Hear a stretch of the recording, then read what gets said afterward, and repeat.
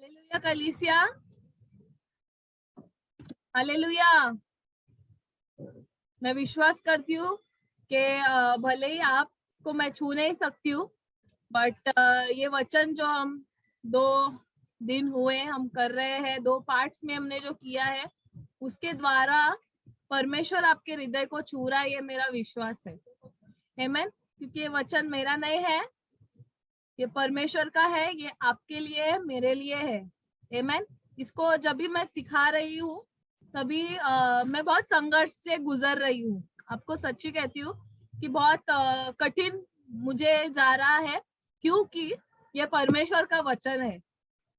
आमीन। जब से मैंने ये टॉपिक स्टार्ट किया है, मेरे गले में इतना तकलीफ हो रहा है कि मैं उसको एक्सप्लेन नहीं कर सकती हूँ। पर जब भी यहाँ पर बोलने आती हूँ ना, तभी ये शैतान हार जाता है। वो 1 घंटा वो हार जाता है, 45 मिनट्स वो हार जाता है। अभी भी मैं जस्ट अभी खांस रही थी, इतना खांसी हो रहा है मुझे।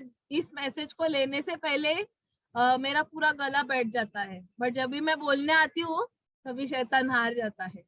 आमीन। मतलब इसके पीछे किसी का तो जीवन या बहुत सारे लोगों का जीवन परिवर्तन हो रहा है, ये मेरा विश्वास है। और वो कोई लोग, कुछ लोग, किसी एक जन, शायद मैं ही हूँ। आमीन।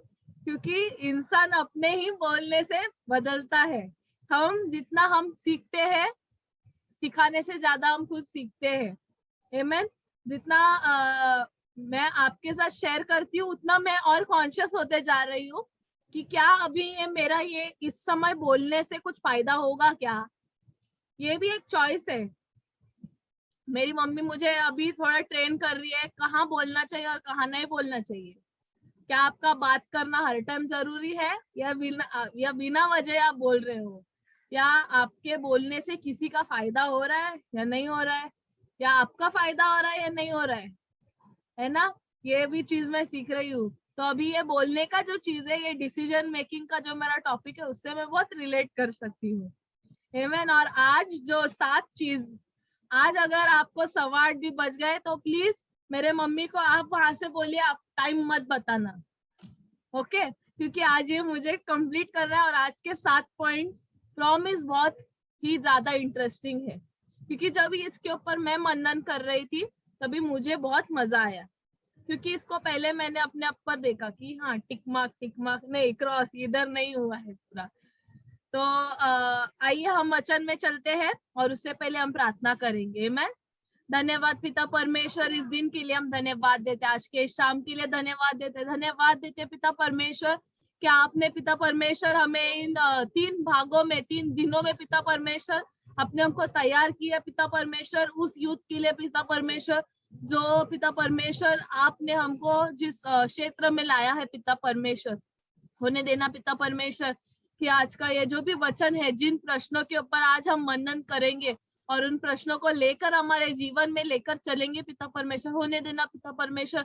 हर प्रश्न पिता परमेश्वर हम अपने जीवन से उसको पिता परमेश्वर रिलेट कर सके पिता परमेश्वर, ताकि जहां पर भी हमारे जीवन में बदलाव की जरूरत है, वहां पर हम बदलाव कर सके, और जहां पर पिता परमेश्वर हम अच्छे चल रहे हैं, वहां पर और उन्नति पा सके। ऐसा आप हमको बुद्धि ज्ञान दीजिए पिता परमेश्वर।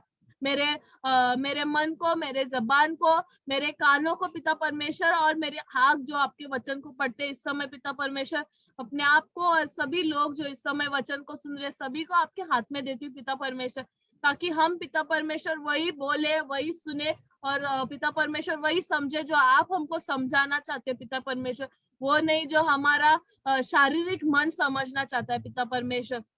जो पिता परमेश्वर, जो नाशवंत मन है वो नहीं पिता परमेश्वर, पर जो आत्मिक मन है वो समझे पिता परमेश्वर। हम धन्यवाद देते समय के लिए, ये सारा समय आपके हाथ में देते हुए प्रार्थना हम यीशु मसीह के नाम से करते, सुन और कबूल कर। आमेन, आमेन। सो हम इस टॉपिक के बहुत ही अंतिम पॉइंट पर आ गए हैं, पड़ाव है ये हमारा।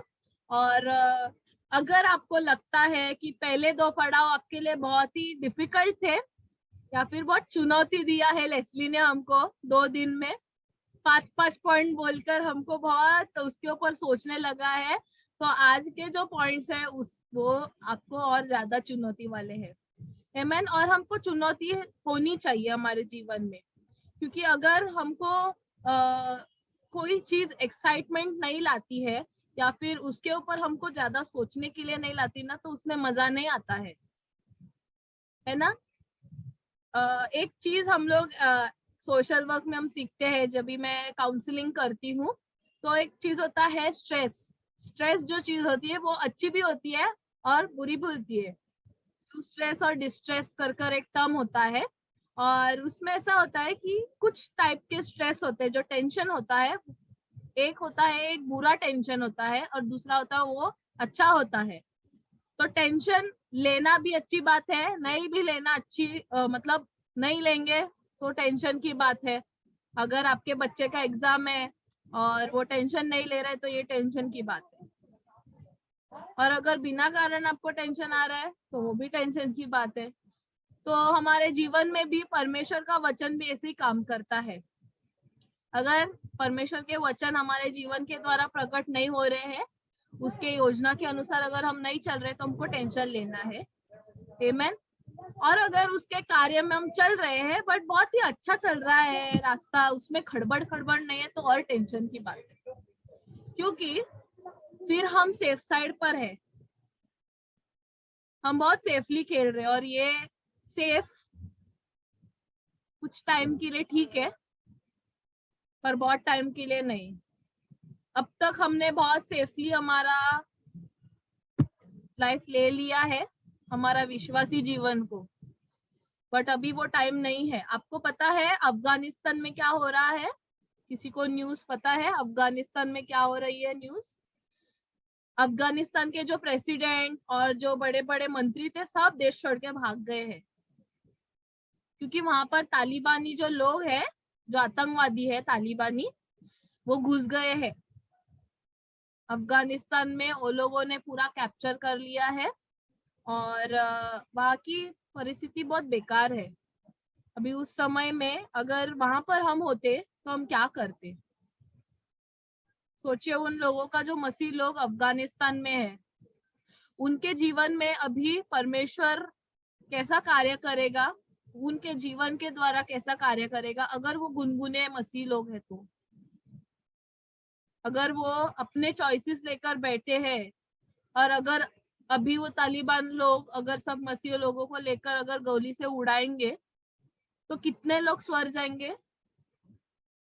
अभी उनको सोचने के लिए भी टाइम नहीं है। कितने सारे लोग भाग रहे हैं। मैंने कितने सारे वीडियोस देखे जहां पर प्लेन्स उड़ रही है, एयरफोर्स की प्लेन्स। वहां की जो अफगानिस्तान की एयरफोर्स है, वो प्लेन्स उड़ रहे हैं, और लोग प्लेन के जो प्लेट्स रहते हैं ना, जिससे प्लेन हैंडल होता है, वो प्लेट को पकड़ कर बैठे हैं कि हम भी यहाँ से निकले। कितने लोग गिर के मर रहे हैं, लोग भागम दौड़ी में मर रहे हैं, क्योंकि वहां पर गन्स एंड ऑल चल रही है। ऐसे समय में हम कैसे डिसीजंस लेंगे? उनको ये मैसेज नहीं मिला, शायद मिला, और कितने लोगों ने उसको सुना अनसुना किया होगा। आज अगर आप ये मैसेज सुन रहे हो तो हम बहुत ही खुशनसीब है, परमेश्वर के चुने हुए। ऐसा ही हमको सोचकर ये चलना है, क्योंकि आज जो प्रश्न हम एक दूसरे के सामने डालने वाले हैं, उसके ऊपर हमारे पास अभी फिलहाल सोचने के लिए समय है। परमेश्वर ने मौका दिया है, उसका अनुग्रह है हमारे जीवन पर अभी भी, क्योंकि हमारे देश की परिस्थिति कल को बदल गई तो आज आपने वचन सुना है। और अगर हमारे सर पर ऐसा कोई बंदूक रखेगा, या तो तुम यीशु को चुनो नहीं तो मर जाओ, तो डिसीजन लेने में हमको बहुत आसानी होगी, क्योंकि हमने 3 दिन डिसीजन के ऊपर, चॉइस जो हम लेते हैं जीवन में, उसके ऊपर बहुत वचन सुना है ना। हम लाइफ में ऐसे ऐसे सिचुएशंस में आएंगे, शायद हमारे सर पर किसी ने गोली नहीं रखी, बंदूक नहीं रखी हो, हमारे गले पे किसी ने तलवार नहीं रखी होगी, या जो भी है, बट अलग अलग हमारे जीवन में परिस्थितियां आती है। बच्चों को लेकर आती है, विवाह को लेकर आती है, बहुत सारी आती है। हम परिस्थितियों के बारे में बहुत बात कर चुके, बट उस टाइम इन कुछ प्रश्नों को हमको सोचना है। अभी तक जो हुआ है एटलीस्ट उसके ऊपर हमको सोचना है कि अभी जो मेरी लाइफ जिस जगह पर मैं खड़ी हूँ या खड़ा हूँ, या एज अ फैमिली हम जहाँ पर आज है, क्या इन प्रश्नों के उत्तर हमारे बाइबल के अनुसार सही है? जो हम जी रहे हैं जीवन, जो डिसीजंस हमने लिए हैं, और इसके आगे भी आपको फायदे होंगे जब भी आपको बहुत मेजर डिसीजंस लेने होंगे तभी। ओके, तो आइए हम इफिसियों के 4 में वचन 30 में देखेंगे। एफिशियंस चैप्टर 4 वर्स 30 कहता है, और परमेश्वर के पवित्र आत्मा को शोकित मत करो, जिससे तुम पर छुटकारे के दिन के लिए छाप दी गई है। आमेन। पवित्र आत्मा हमारे लिए एक ऐसा मीडिएटर है, मध्यस्थी करने वाला एक ऐसा जन है जिसके द्वारा ही, जिसके छाप के द्वारा ही हम स्वर्ग में जाएंगे। अगर आज हमारे जीवन में पवित्र आत्मा नहीं है, जो डिसीजन हम बपतिस्मा लेकर जो करते हैं ना, तभी हमको पवित्र आत्मा मिलता है। अगर आज हम बिना बपतिस्मा के भी अगर हम अन्य भाषा में बात करें तो ये परमेश्वर का अनुग्रह है हमारे ऊपर। ओके, अगर आज हम बिना बपतिस्मा के अगर वचन को प्रकटीकरण अच्छे से कर पा रहे हैं तो ये परमेश्वर का हमारे ऊपर अनुग्रह है, क्योंकि वो हमारा पिता है ना। पहले वो हमारा पिता है। यीशु मसीह को हमने स्वीकारा है, जबान से अंगीकार की प्रार्थना की है कि हम पापी है। हमने ये अंगीकार किया है, प्रार्थना की है, हम विश्वास करते हैं यीशु मसीह में। ये 2 जन है हमारे पास, पर बिना बैप्टिज्म के हमारे पास होली स्पिरिट नहीं है। और अगर हमारे पास होली स्पिरिट नहीं है तो जैसे शैतान हमको पहचानता नहीं है बिना होली स्पिरिट के, वैसे ही यीशु मसीह भी नहीं पहचान पाएंगे। तो हम ये दुनिया वाले लोगों की तरह है, जैसे दूसरे धर्म के लोग हैं, हर भगवान के पास हम जाते हैं वैसा। तो यहाँ पर परमेश्वर का वचन कहता है, परमेश्वर के पवित्र आत्मा को शोकित मत करो। अगर हम पवित्र आत्मा को शोकित करते हैं तो हम परमेश्वर को शोकित करते हैं, मतलब दुख देते हैं परमेश्वर को। सबसे पहला प्रश्न हमारे जीवन के लिए, जब भी हम डिसीजंस लेते हैं, जब भी हम हमारे लाइफ में चॉइस करते हैं कुछ चीज के बारे में, सबसे पहला प्रश्न हमारा उसको होना चाहिए, वो परिस्थिति को, हमारे उस एक्शन को, हमारे उस जीवन को जो हम चल रहे हैं उसको होना चाहिए कि क्या ये करने से मैं परमेश्वर को यानी कि पवित्र आत्मा को खुश कर रही हूँ या उसको दुखी कर रही हूँ।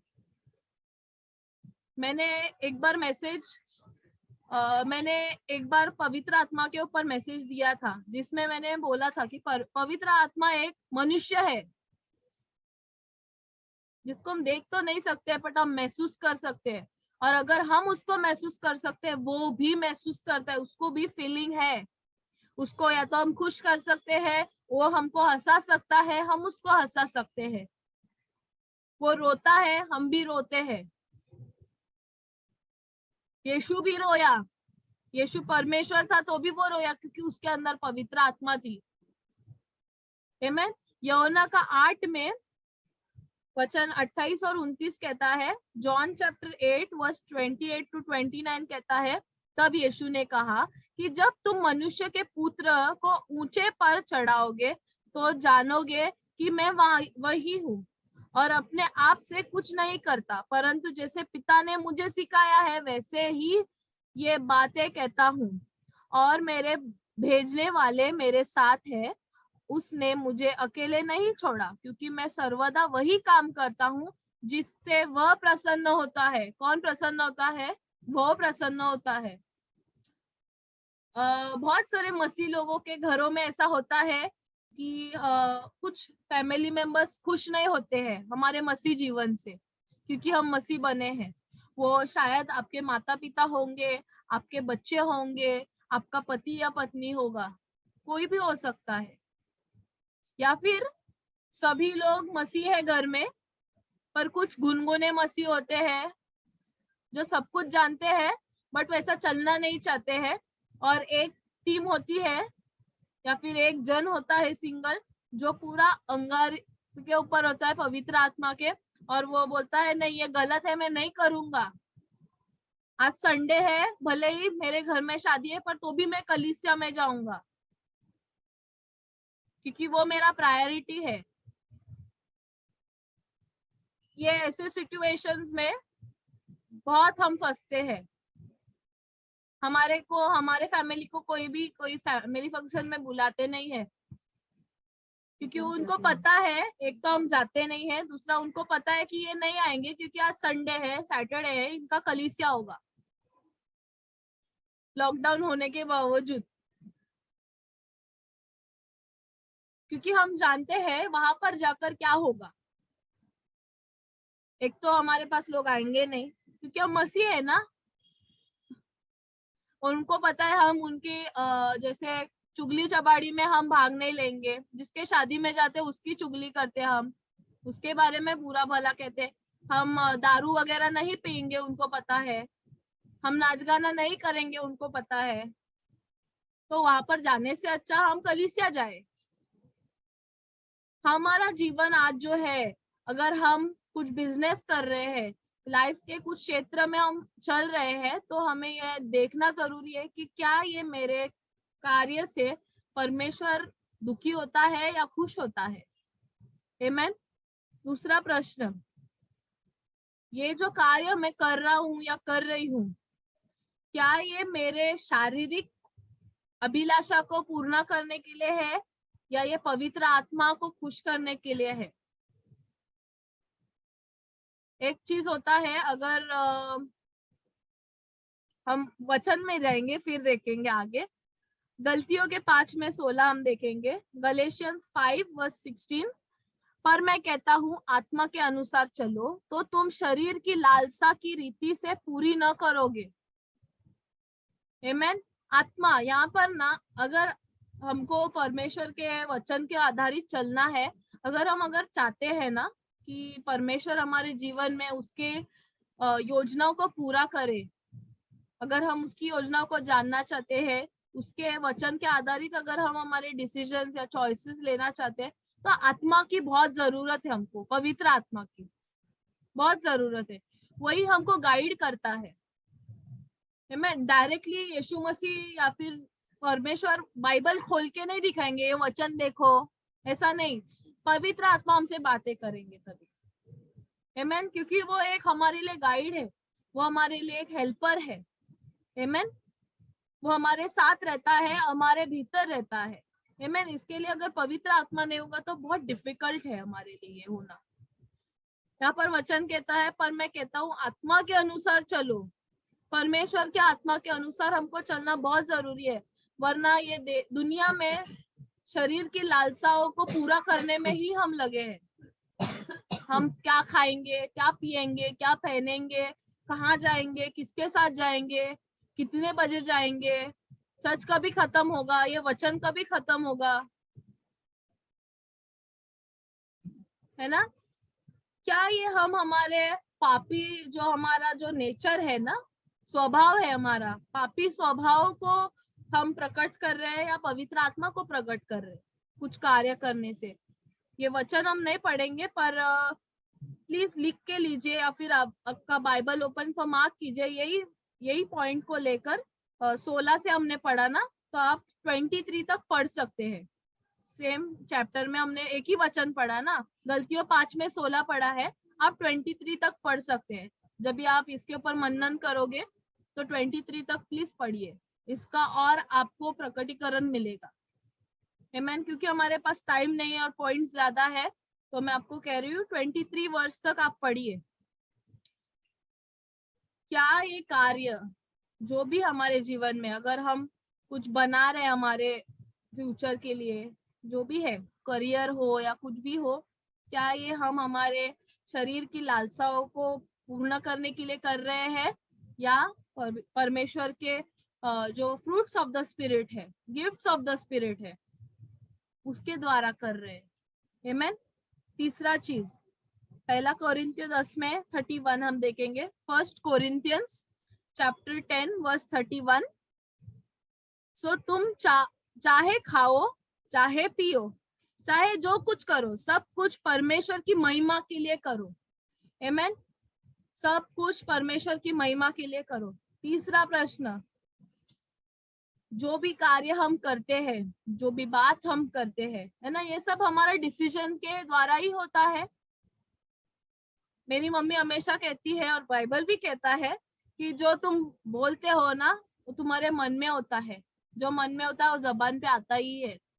तो हमने डिसाइड किया हुआ होता है हमको क्या चाहिए क्या नहीं। मैंने बहुत अच्छे अच्छे एग्जांपल्स आपको दिए 2 मैसेजेस में, उसको आप रिलेट कर सकते हो। आमेन।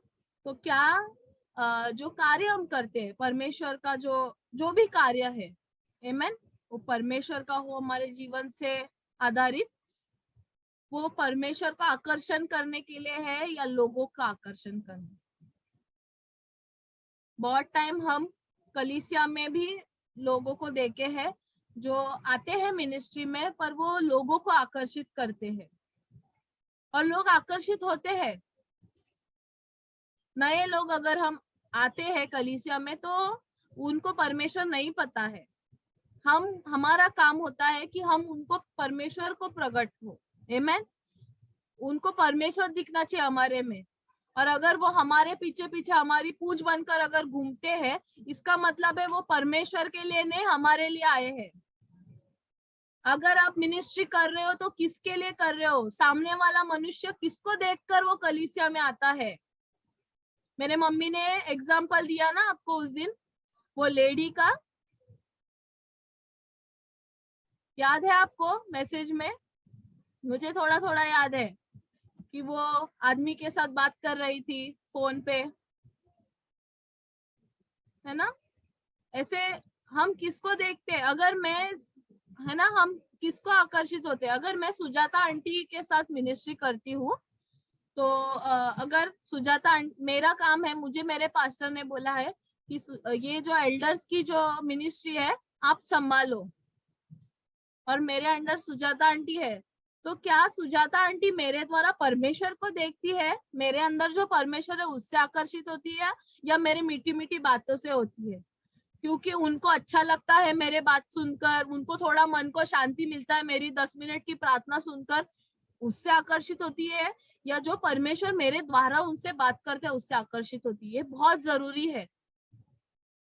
हम कुछ भी कार्य करें, हमको अपने आप को वहां पर प्रदर्शन करना नहीं है, परमेश्वर का ही वहां पर पोस्टर होना चाहिए।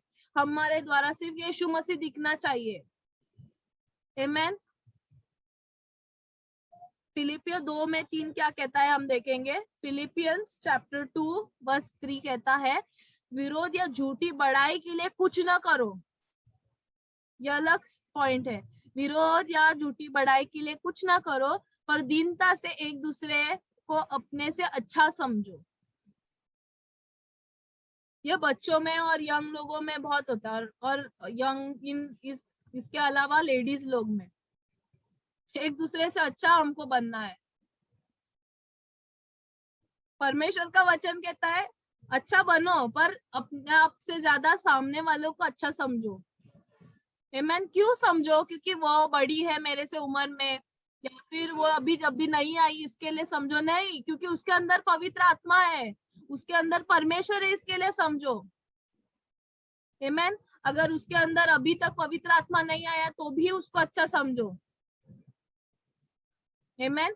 क्योंकि हमने भी पाप किए, हमारे लिए, हमारे पापों के लिए यीशु मसीह को बलिदान कर दिया था। आमेन। तो उसके लिए भी किया है। हम आए बहुत साल पहले कलीसिया में, इसका मतलब ये नहीं है कि हम अच्छे हैं। परमेश्वर के राज्य में, यस, परमेश्वर ने 5-fold मिनिस्ट्री दी, प्रेरित, भविष्यवक्ता, पास्टर, टीचर, इवेंटिस्ट दिया है, बट परमेश्वर के नजर के सामने हम सभी लोग सेवक है। पॉइंट।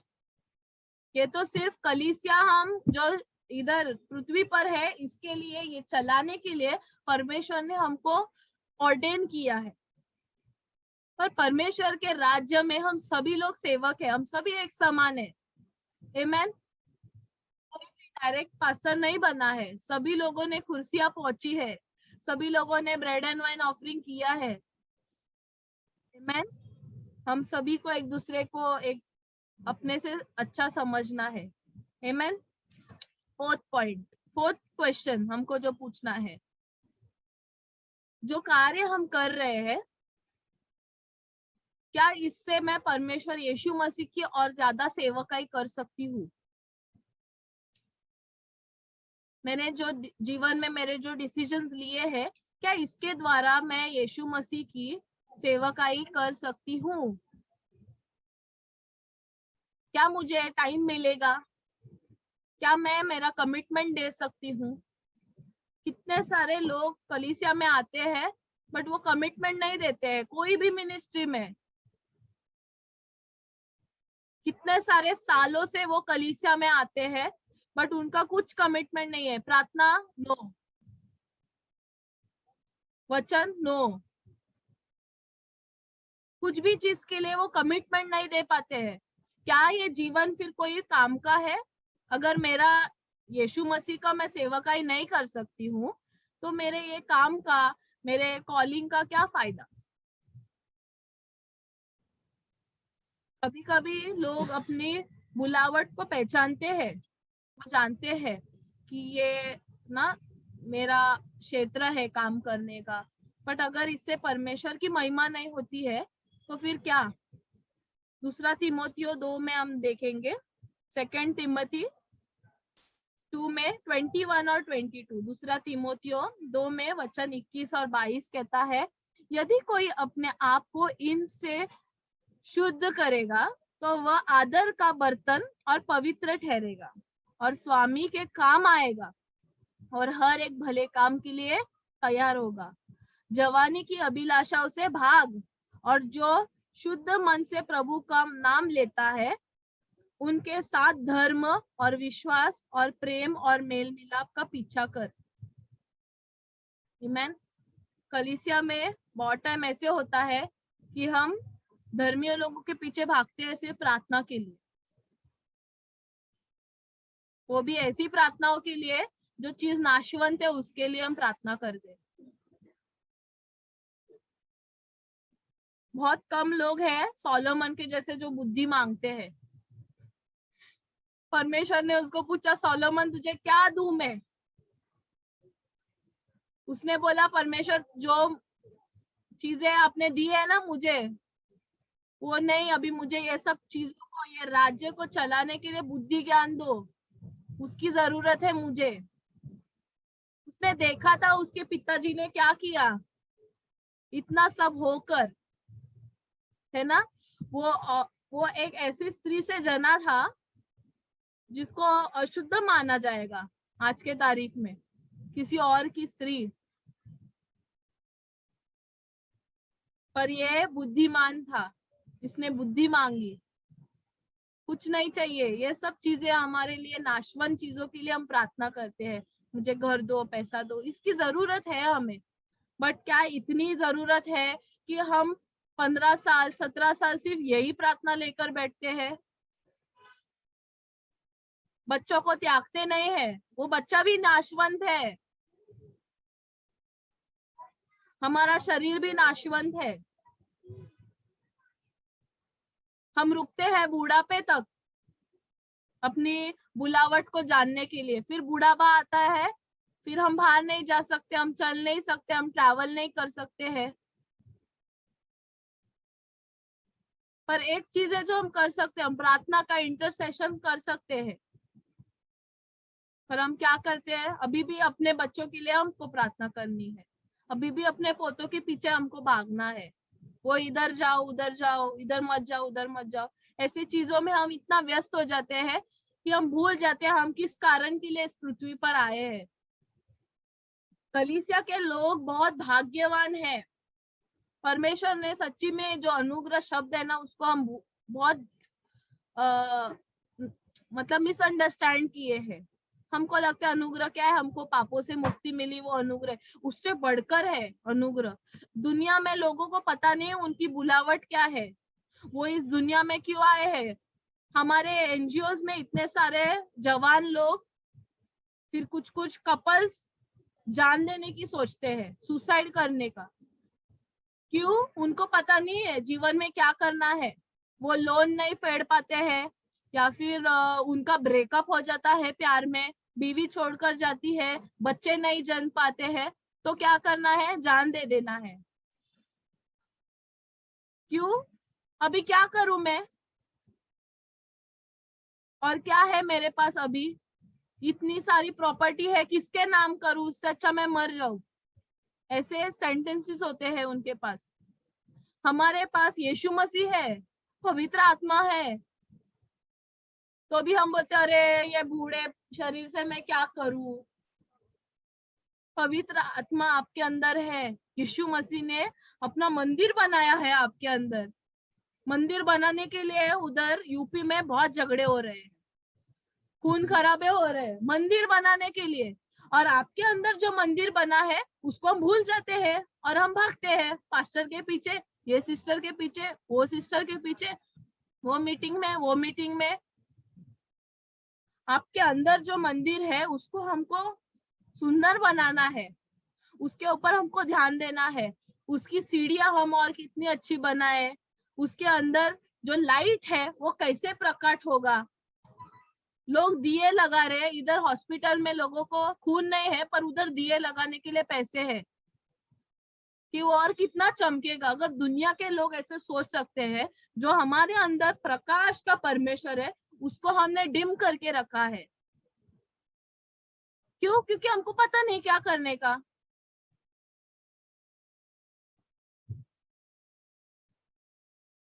मुझे गुस्सा आता है सच्ची में, मुझे मुझे गुस्सा आता है जब भी लोग ऐसा ऐसे आते हैं। शिंदे आंटी समझ रही है और मुझे कुछ नहीं चाहिए, क्योंकि वो जानती है, उन्होंने देखा है कलीसिया के लोग कैसे आते हैं। किसी को भी गुस्सा आएगा, क्योंकि ये तभी गुस्सा आएगा जब भी आप आत्मिकता में ना जी रहे हो।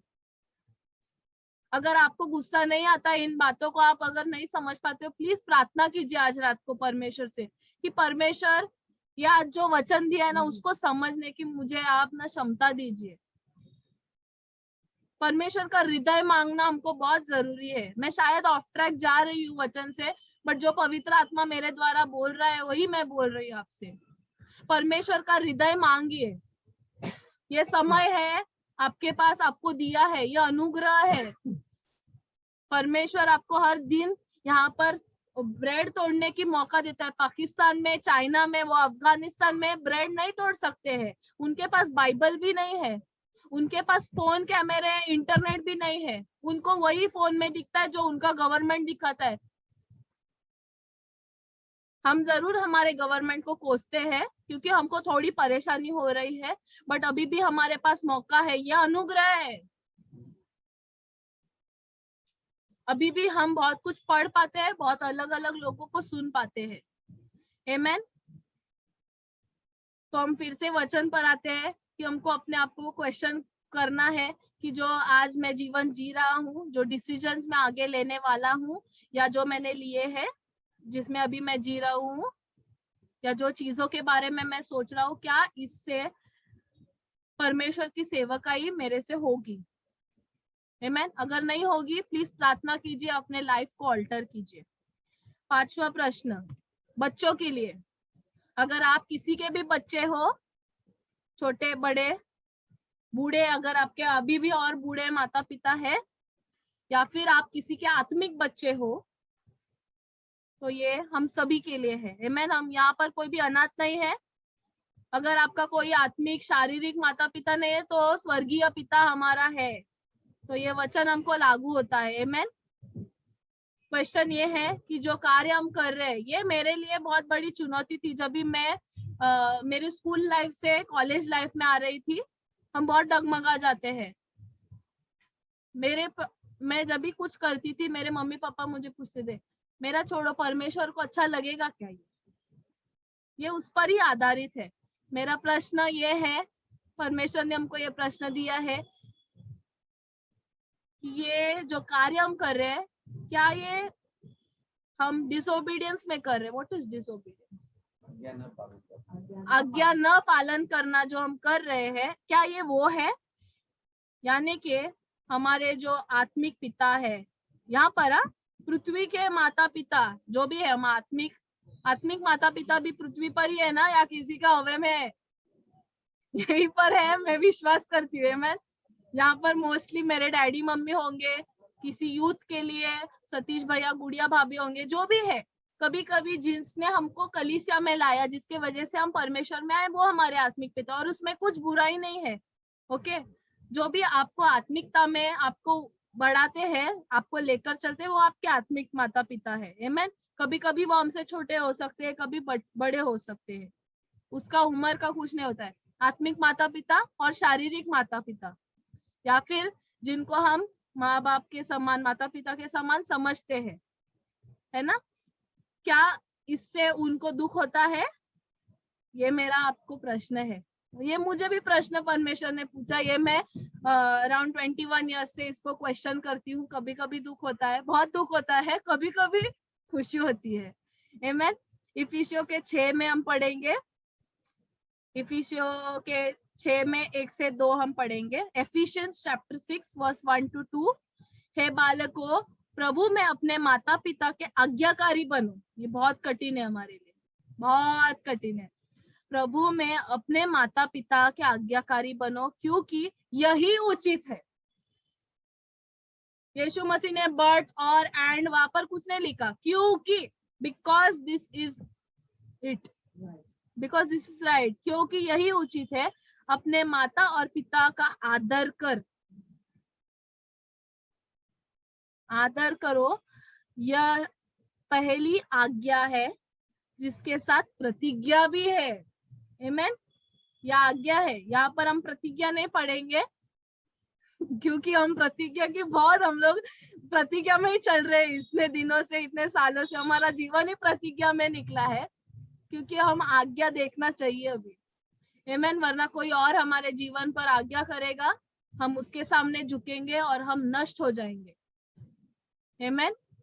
मेरे मम्मी ने मुझे ऐसे बच्चों को दिखाया है हमारे जान पहचान में, जिन्होंने अपने माँ बाप की आज्ञा पालन नहीं की, उनका आदर नहीं किया, और आज वो बहुत बुरे परिस्थिति में है, रास्ते पे है, लोग मर गए हैं।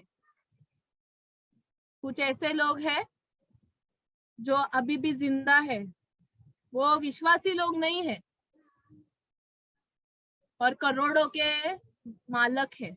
उनको पता नहीं वो करोड़ रुपए का क्या करना है, उनको नहीं पता है, जरूर नहीं पता है। अगर वो करोड़ रुपए मेरे पास होते तो मैं कई चर्च का बिल्डिंग खोल देती थी, कोई अनाथ आश्रम खोल देती थी, और ऐसे ऐसे जगह पे है जहाँ पर हम जाने के लिए भी सोचते हैं, यहाँ से जाने के लिए भी बहुत महंगा पड़ता है। ऐसे लोग हैं, आदर किया है। और जो स्टार्टिंग में हमने पढ़ा, अपने प्रभु में अपने माता पिता, यानी कि हम सभी लोग माता पिता है, क्योंकि हमारे अंदर पवित्र आत्मा है। हम किसी के लिए तो माता पिता है। और अगर ये रिवर्स करती हूँ, अगर हम चाहते हैं कि हमारा आदर हो, तो हम सामने वाले का आदर करना बहुत जरूरी है। आमीन। वो हमको सिर्फ प्रतिज्ञा में ही नहीं चलाएगा, हमारा माता पिता सिर्फ हमको डायरेक्टली आकर प्रॉपर्टी के पेपर्स नहीं देंगे, लो साइन करो तुम्हारा है। उसको संभालने के लिए भी हमको सक्षम करने वाले हैं। अगर वो सक्षम नहीं करते तो हम एक अच्छे माता पिता नहीं बन पाएंगे, है ना? मुझे हमेशा ये होता है कि आपको खाना बनाना सीखना होगा, क्योंकि मुझे खाना पसंद है। कहीं मैं अकेले जाऊंगी तो क्या बनाऊंगी, है ना?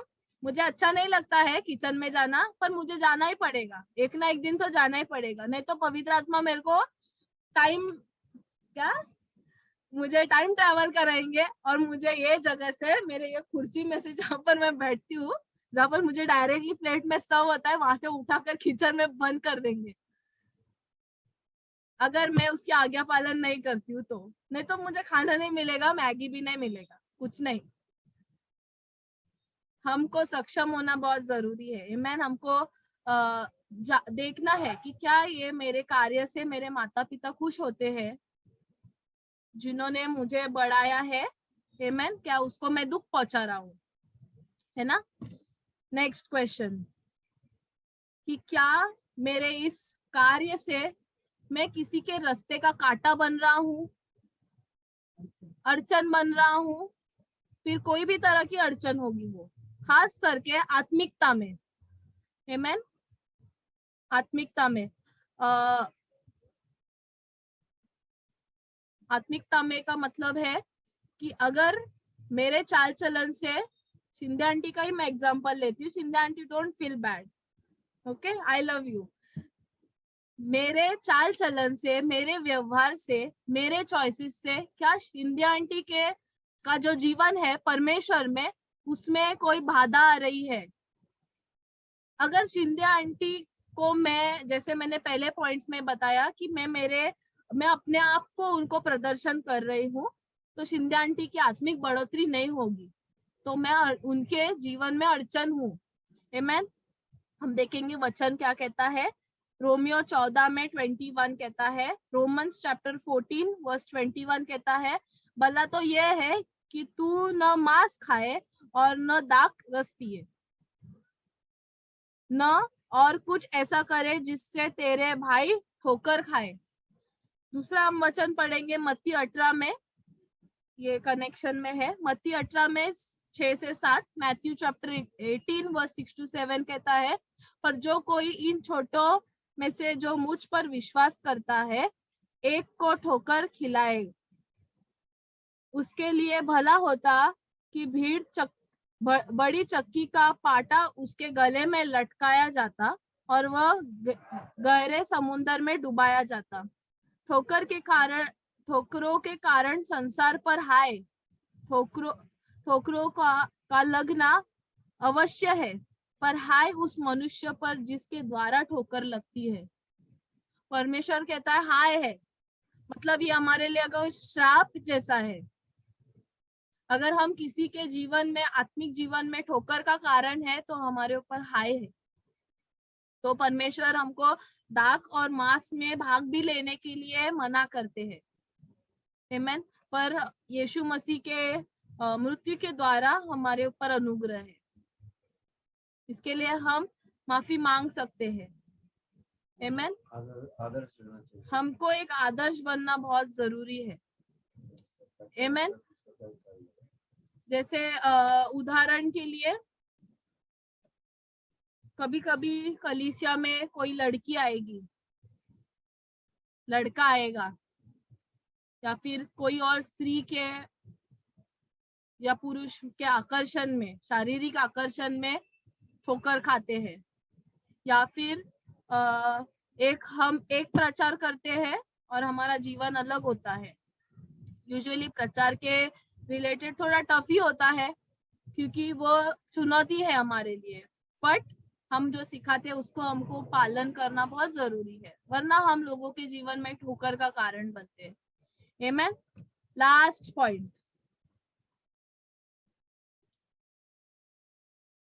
क्या हमारा जीवन में जो हो रहा है, जो डिसीजंस हमने लिए हैं, जो जीवन के हमारा चाल चलन है, क्या उससे ये बताता है कि हम परमेश्वर से प्रेम करते हैं या दुनिया से प्रेम करते हैं?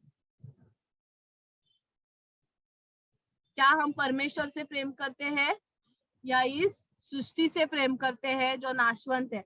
आमेन। पहला यूहन्ना लास्ट वर्स, 1 जॉन वचन 2 में 15 से 17 हम पढ़ेंगे। 1 जॉन चैप्टर 2 वर्स 15 to 17। तुमने तो संसार से और न संसार में किसी वस्तु से प्रेम रखो। यदि कोई संसार से प्रेम रखता है तो उसमें पिता का प्रेम नहीं। अगर कलीसिया में होने के बावजूद अगर हमको प्रॉपर्टी के ऊपर ज्यादा विचार है, हमारा बिजनेस, हमारा काम का क्षेत्र, इसमें ज्यादा ही हम अगर इन्वॉल्व है, इसका मतलब है हम परमेश्वर से प्रेम नहीं करते हैं। आगे वचन पढ़ेंगे, क्योंकि जो कुछ संसार में है, अर्थात शरीर की अभिलाषा और आंखों की अभिलाषा और जीविका का घमंड, वह पिता की ओर से नहीं। हमको आज जांचना है हमारे जीवन में जो कुछ चल रहा है, जो कुछ है, वो क्या है, हमको एनालाइज करना बहुत जरूरी है। अगर हमको आत्मा का, हमने जो सीखा है, आत्मा के जो फल है ना, उस डिसर्निंग ऑफ स्पिरिट्स, उसके बारे में हमने सीखा था। हमको अपने आप के स्पिरिट को डिसर्न करना बहुत जरूरी है कि हमारा आत्मा कैसी आत्मा है, हमारा जीवन कैसा जीवन है। दूसरों को हम बहुत उंगली दिखाते हैं। इस टाइम कुछ दिन लीजिए, कुछ समय लीजिए और अपने आप को हमको जांचना बहुत जरूरी है, क्योंकि वह परमेश्वर पिता का ओर से नहीं है परंतु संसार ही की ओर से है, और संसार और उसकी अभिलाषाएं दोनों मिटते जाते हैं, पर जो परमेश्वर की इच्छा पर चलते हैं वह सर्वदा बना रहेगा। 250 आमेन। लास्ट का वचन मैं फिर से पढ़ूंगी, और संसार और उसकी अभिलाषाएं दोनों मिटते जाएंगे। आमेन। यहाँ पर जो कुछ हमारा है, हमारे कपड़े, हमारा ये जो पहनावा होता है, दिखावा जो होता है, वो सब कुछ मिट जाएगा। हमारा पैसा भी मिट जाएगा, हमारे बच्चे भी मिट जाएंगे। आमेन। हमको अल्टीमेटली परमेश्वर को ही भाना है, उसके मन को ही भाना है। हम सोचेंगे कि इस उम्र में क्या करूं, मैं इतना सा ही हूँ, मैं अभी सिर्फ नायरा के उम्र का हूँ, या फिर मैं अभी सिर्फ 90 साल का हूँ, अभी मैं क्या करूं। परमेश्वर के मन को आप जीतने का कोशिश कीजिए। आमेन। बच्चे भी इसके द्वारा बहुत कुछ सीख सकते हैं। अब्राहम के पास बहुत सारे चुनौती आई, हमने स्टार्ट अब्राहम से किया था ना। अब्राहम के पास बहुत सारे डिसीजंस थे। जब भी उसको समझा कि उसने उसकी जो मेड थी उसके साथ रिश्ते रखकर बहुत गलत किया, उसने माफी मांगी, अपना मुंह को फेरा उस औरत से, वो निकल गई उसके जीवन में से। जरूर उसकी वंशज बढ़ रही है हमारे इस पृथ्वी पर, क्योंकि परमेश्वर का आशीष उस लड़के के ऊपर भी था, है ना, क्योंकि वो अब्राहम की वंशज थी। तो इसका मतलब ये है कि जिस चीज को हम जन्म देते हैं ना, वो बढ़ेगा ही, तो वो पाप हो या आत्मिक फल हो। आमेन। हमारे डिसीजन से ये फलों को हम जन्म देते हैं। आमेन। हमको देखना है, हमको इन प्रश्नों को हमारे डिसीजंस के ऊपर लागू करना बहुत जरूरी है। ये जो 7 प्रश्न है, और भी प्रश्न अगर आपको परमेश्वर दिखाता है तो वो भी आप उसको अमल कीजिए, उसके ऊपर प्रश्न हमको करना बहुत जरूरी है। आमेन। हम बहुत सारे लोगों को बहुत प्रश्न पूछते हैं, कुछ कुछ कुछ कुछ कुछ कुछ, क्या हुआ, कैसे हुआ, क्यों हुआ, कब हुआ, है ना। बट हमको हमारे डिसीजंस के ऊपर प्रश्न करना बहुत जरूरी है। आमेन। तो इसके साथ ये वचन, ये मैसेज, ये टॉपिक मैं यहाँ पर समाप्त करती हूँ। मैं विश्वास करती हूँ कि हम सब ने बहुत कुछ नहीं पर कुछ तो सीखा है। आमेन। और इसके ऊपर मैं विश्वास करती हूँ कि हम चले। आमेन। आइए इस समय हम समय प्रार्थना करते हैं। धन्यवाद पिता परमेश्वर, इस दिन के लिए हम धन्यवाद देते इस समय के लिए धन्यवाद देते पिता परमेश्वर कि आपने ये वचन हमारे सामने लाया, ये प्रश्नों को हमारे सामने लाया पिता परमेश्वर, ताकि हम सोचे पिता परमेश्वर कि हम जो क्षेत्र में चल रहे हैं, जिस रास्ते पर चल रहे हैं, क्या वो रास्ता आपने हमारे लिए दिखाया पिता परमेश्वर। इस समय पिता परमेश्वर मैं कलीसिया के ऊपर घोषित करती हूँ यीशु मसीह के नाम से पिता परमेश्वर, के बुद्धि हमारा पिता परमेश्वर, बुद्धि का पिता परमेश्वर आप हमें ब्लेसिंग कीजिए पिता परमेश्वर। हमको कुछ नहीं चाहिए पिता परमेश्वर, पर बुद्धि ज्ञान पिता परमेश्वर हमको दीजिए। इस समय पिता परमेश्वर हर एक बंद आंखों को खोलने की आज्ञा देती हूँ मैं यीशु मसीह के नाम से। हर एक जो हृदय जो कठोर हो चुका है, जो पथरीला हो चुका है पिता परमेश्वर, उस जमीन में पिता परमेश्वर मैं यीशु मसीह की ऊपर जाने की आज्ञा देती पिता परमेश्वर। धन्यवाद देती पिता परमेश्वर, क्या आज के बाद पिता परमेश्वर ये वचन को सुनने वाला कोई भी मनुष्य पिता परमेश्वर नाशवान चीजों के ऊपर विचार नहीं करेगा, नाशवान क्षेत्रों में नहीं चलेगा पिता परमेश्वर, पर उस रास्ते पर चलेगा जो हमको जीवन की ओर लेकर चलता है, जो अनंत काल की जीवन की ओर लेकर चलता है पिता परमेश्वर। हमारे हर एक गलतियों को पिता परमेश्वर जो अब तक हमने की है पिता परमेश्वर, उसके ऊपर पिता परमेश्वर हम क्षमा चाहते हैं पिता परमेश्वर। हम पिता परमेश्वर पश्चाताप करें पिता परमेश्वर, ताकि आने वाले दिनों में जब इस सताव आए पिता परमेश्वर, तो हम पिता परमेश्वर आपके अनुग्रह में उठाए लिए जाए पिता परमेश्वर। हम यहाँ पर छूटे नहीं पिता परमेश्वर, पर आपका अनुग्रह से आप पिता परमेश्वर हमको लेकर चले पिता परमेश्वर। धन्यवाद देते पिता परमेश्वर, इस सारे वचन को पिता परमेश्वर मैं आपके पुत्र के पवित्र लहू से ढकती हूँ पिता परमेश्वर, कि कोई भी वचन पिता परमेश्वर गिरेगा नहीं पिता परमेश्वर, पर जहां भी बोया जाए पिता परमेश्वर वहां पर एक अच्छा पेड़ बने पिता परमेश्वर, जो हर एक मौसम में हरा भरा रहे पिता परमेश्वर, और वो फलदायक हो पिता परमेश्वर। धन्यवाद के साथ पिता परमेश्वर इस समय आपके हाथ में देते हुए प्रार्थना हम यीशु मसीह के नाम से करते, सुन और कबूल कर। आमीन।